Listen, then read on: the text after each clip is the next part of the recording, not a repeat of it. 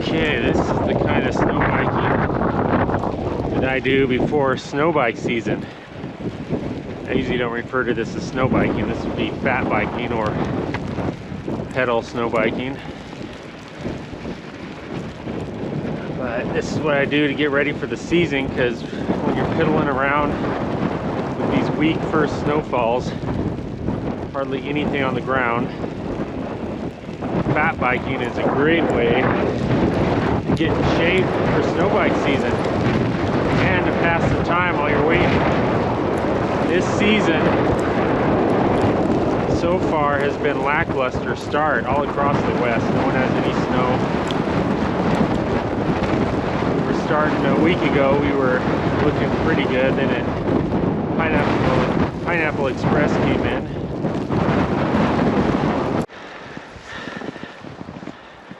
The upside of fat biking is really cleans up your tires. I had a bike a few years ago. It got stolen, and it was a fat bike, my first fat bike. And for 3 or 4 months, it sat in a ditch. The asshat that stole it, I guess threw it in there, but I could tell when I got it back that it had not been ridden one bit because of how clean the tires were, because I knew my last ride was on snow and the tires were just spotless. So I knew they hadn't used it one bit. So actually that is the bike I'm going to be riding this afternoon. So just sat out in the rain in a ditch for 3 months, but otherwise was fine. One tire was flat and there was a dead frog inside of it when I repaired it. So a frog had a home for a while, but then ended up succumbing. Wow, can't believe I've been riding for a half hour already. Time flies when you're going slow.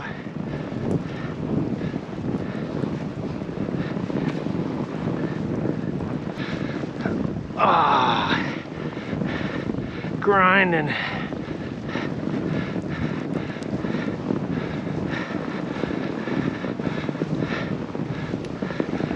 Out in the open here, it's ridiculous.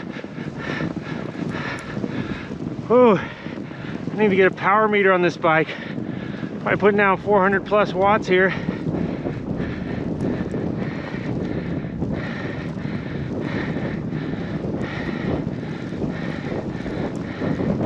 And I'm pretty good at figuring out watts. So one thing that I'm semi-pro at in life is riding a bike.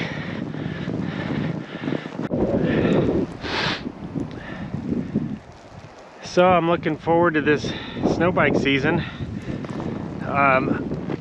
What I'll be doing, as usual, maybe add a few wrinkles into it, but I will be showcasing all the varied terrain and scenery that I live in the middle of. One thing, you know, when I watch a lot of other people's videos, a lot of their terrain looks pretty uniform, I've noticed. And one thing I like about here is there is quite a variety, as you'll see throughout the season. Yeah, see, look at this.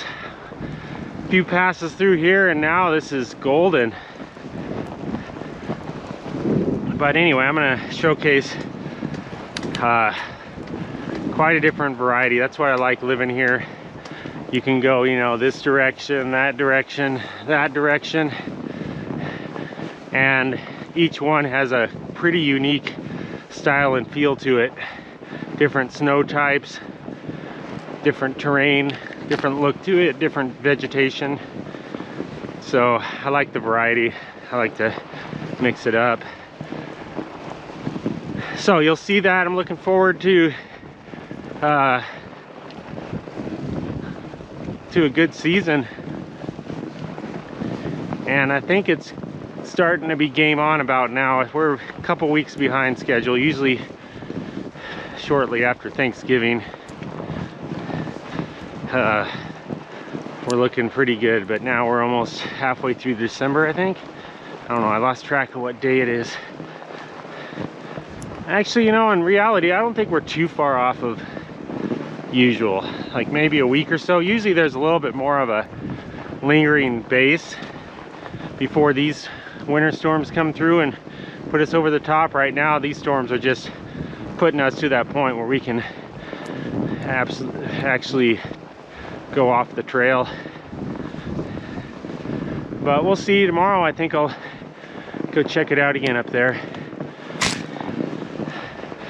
Yeah, pedaling is just 100% easier now that I got one lap through here. That's the problem around here. There's no fat bike. There's very little of a fat bike community. So you basically have to keep your own trails packed down. And when you lose it, you lose it. It's hard getting back. But I'm thinking about getting, there's two machines I'd like to get. Since my trails right around here are fairly flat, a snow dog would work. Isn't that the name of them? You know, it's like a lawnmower, pulls you on a sled. So I think that would work. Those don't work so well on the steep trails like we have up on the mountain up there, but what I'd really like is to get a Rokon. I think two-wheel drive, big fat tires, low center gravity, really heavy. That would pack down a perfect snow bike trail. So I need to pick up one of those. I'm not going to spend $8 grand on one, a new one. And one thing that I do is this year I've been trying to go a lot lighter with my gear and everything. And there's several days when I go solo. My basic emergency idea is just carry snowshoes. So I need to feel confident enough in my fitness. I could trudge 8 or 9 miles out if I had to. Wouldn't be pretty or fun, but the reality is I break down so little that it's worth the gamble for me, and I know I can get out fitness wise.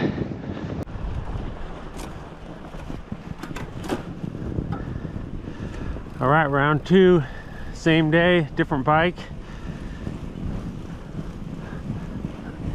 I don't know if the snow's set up better here, different trails also, but I'm rolling pretty good here. Huh. This creek just started flowing a couple days ago.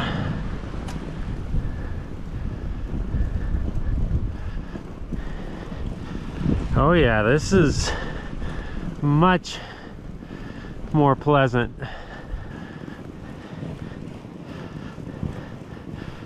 Yeah, if I can get some more laps in here in the morning, get these really packed down, I think we might be good this week for some shoulder season, more fitness. My legs were kind of burning from this morning. I was putting down the wattage cottage. Oh, fresh limbs down, fresh tree down. What? Tree didn't look too... I'm just gonna leave that right now. Tree was not looking very alive. That came down overnight because I came through on this trail yesterday on dirt, and that was not down.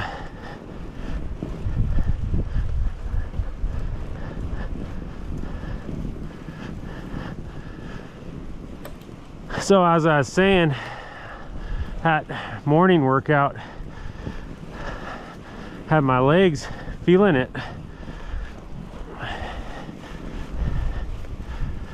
Two-a-days, getting ready for snow bike season. Also backcountry ski season. I'm gonna start hitting that up. Look at this. Storm even lifted up. A little bit of a view back here. Beaut. And it doesn't look like it did drift much back here. Snow's a little deeper, but completely doable. The last couple months I've been seeing this great gray owl in here. Somewhat rare. Freaking beautiful. Haven't seen it lately. Keep on the Wookiee, keep looking out for it here. Well, my patch is holding up good. This is the bike that had the hawthorn. Those trees with the stupid spikes. Like, look at those spikes on there. Murder on bicycles.